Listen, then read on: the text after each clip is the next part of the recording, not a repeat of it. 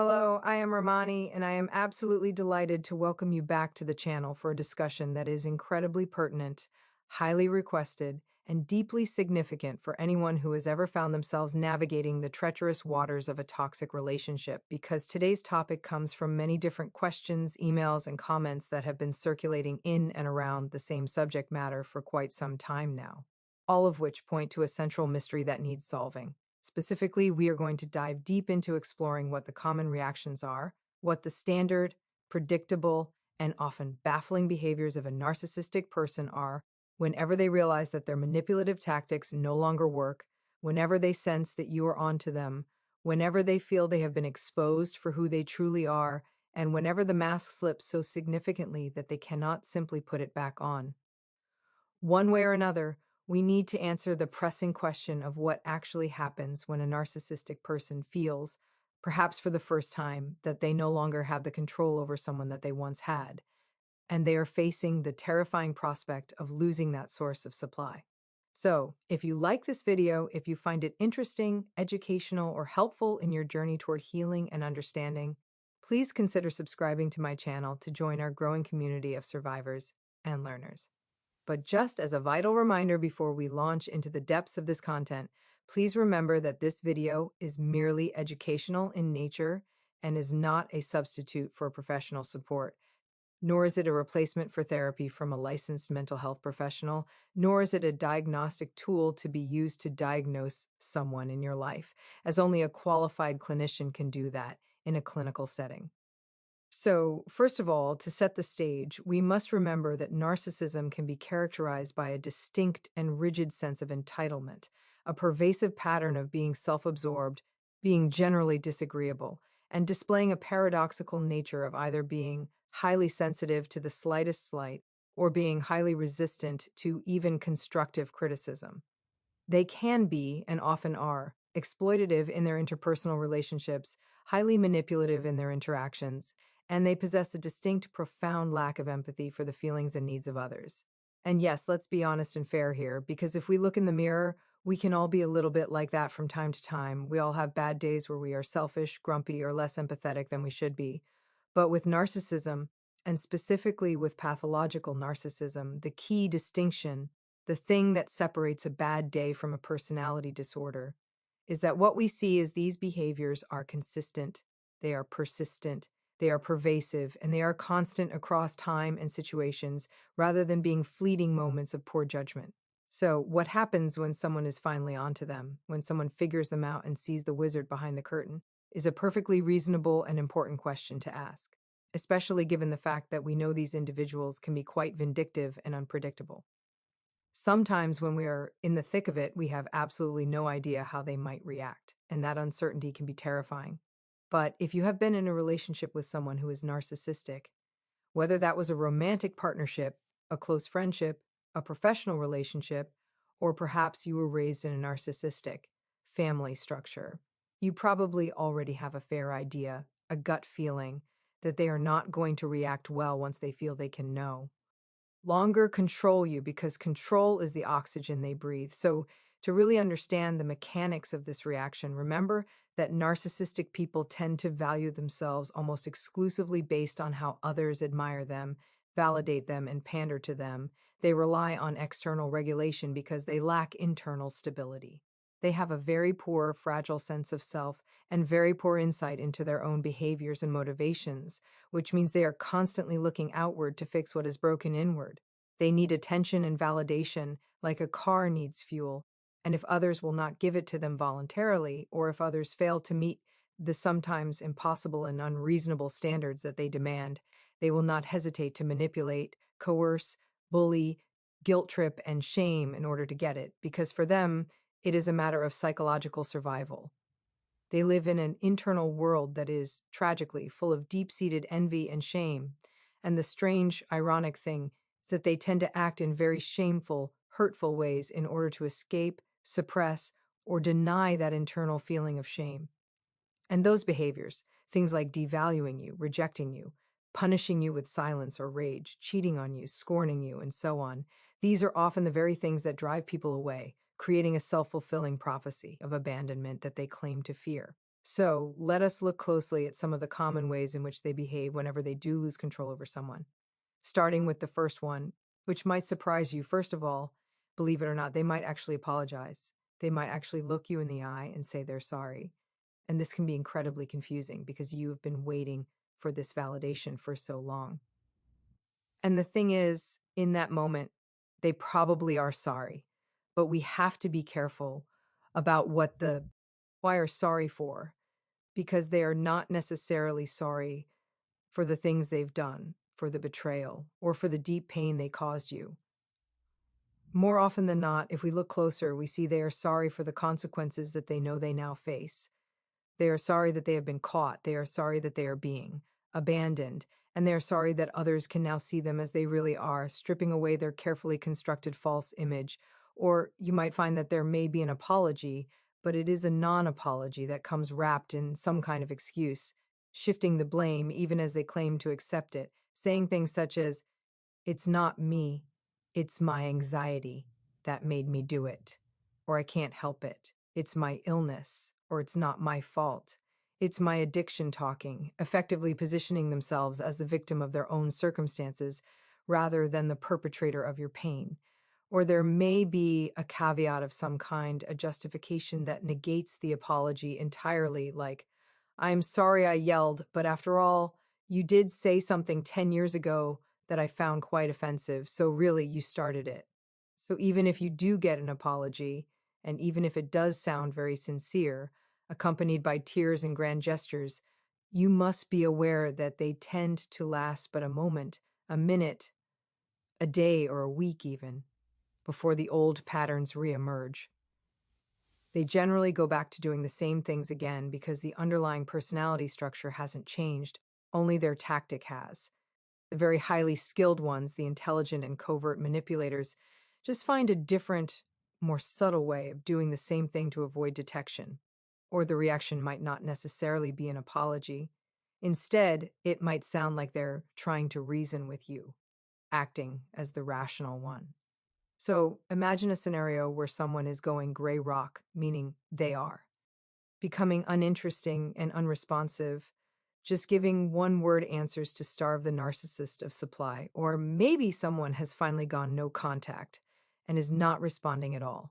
They may get a text or an email that seems innocuous at first, and it usually goes along the lines of, "I've no idea what I've done to hurt you. I'm totally confused. But I want you to know I'll always love you." Following that opening hook, you'll get a lot of word salad, a confusing circular mix of statements that dawn it quite makes sense.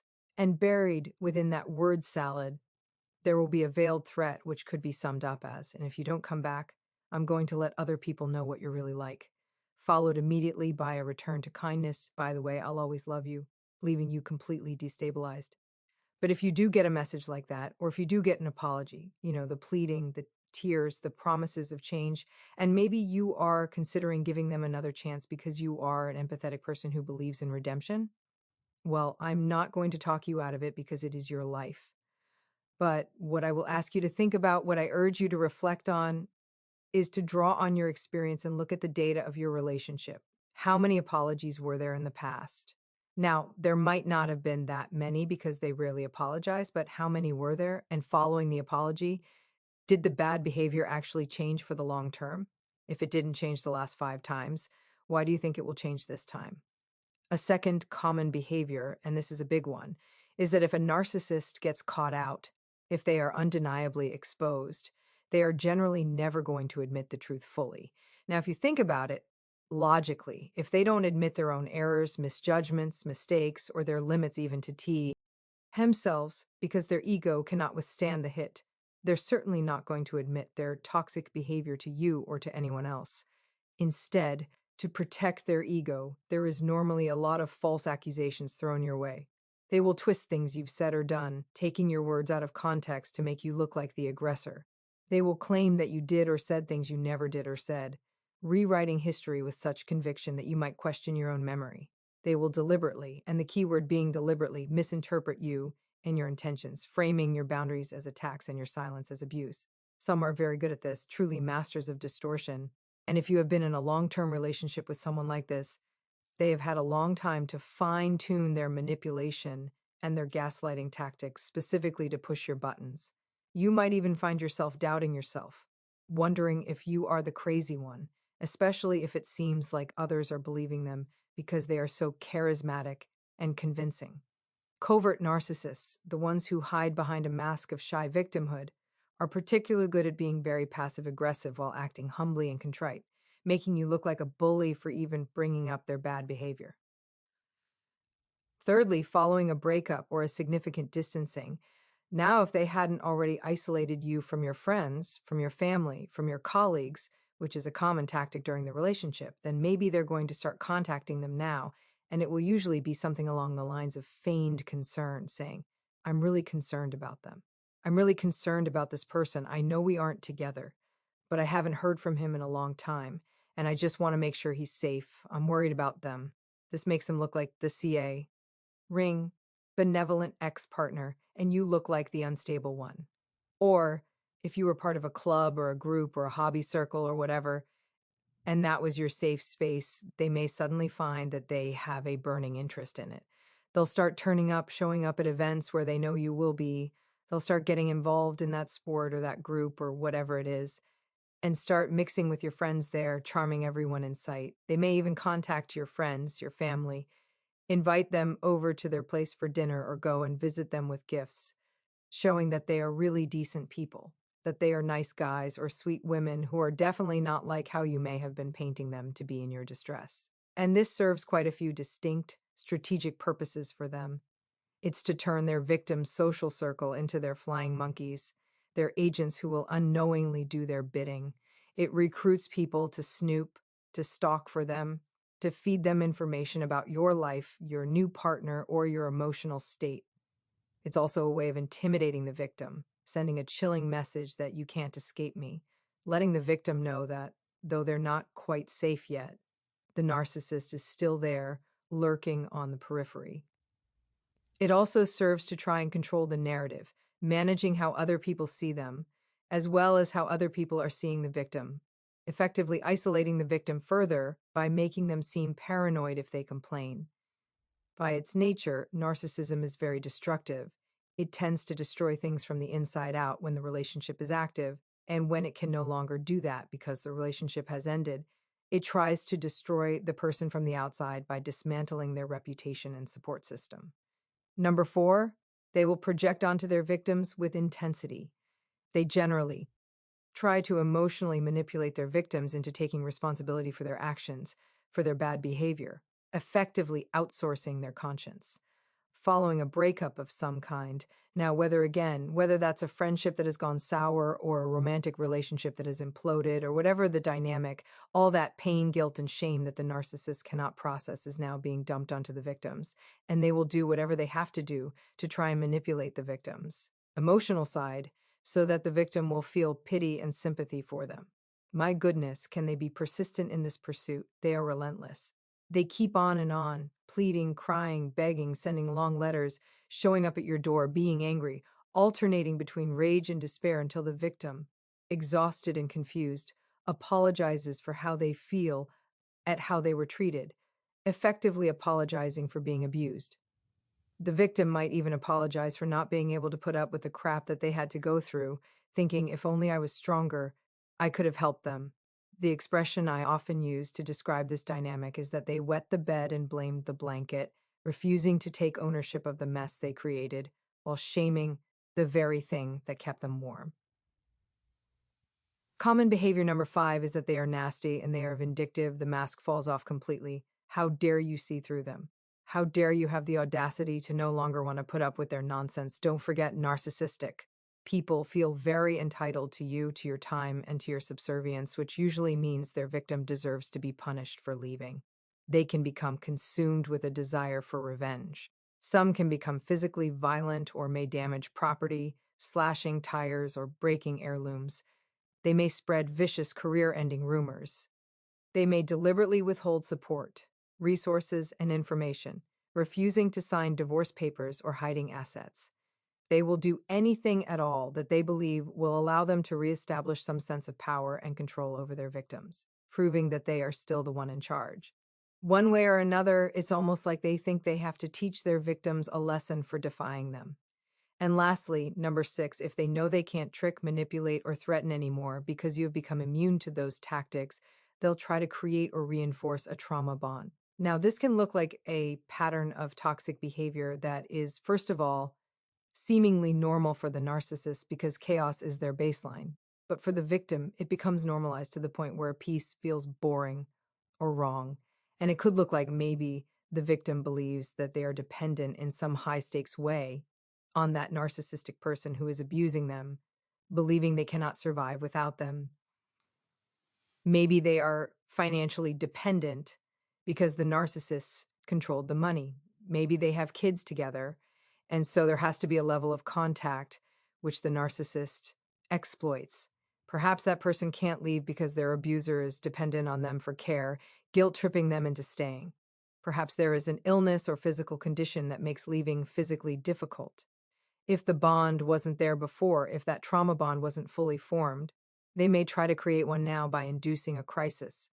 If it was there, they'll try to strengthen it somehow, using everything within their means, intermittent, reinforcement, hot and cold behavior, to make it really difficult for the victim to assert any kind of autonomy or to leave, keeping them trapped in the cycle of abuse.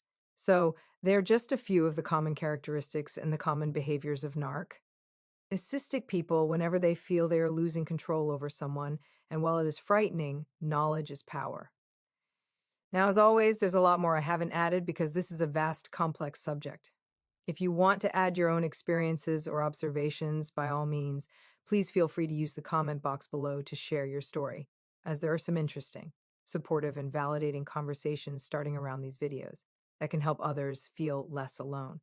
Now, if you like this video, if you find it interesting or helpful, please consider subscribing to my channel to stay updated. And until next time, thanks for watching.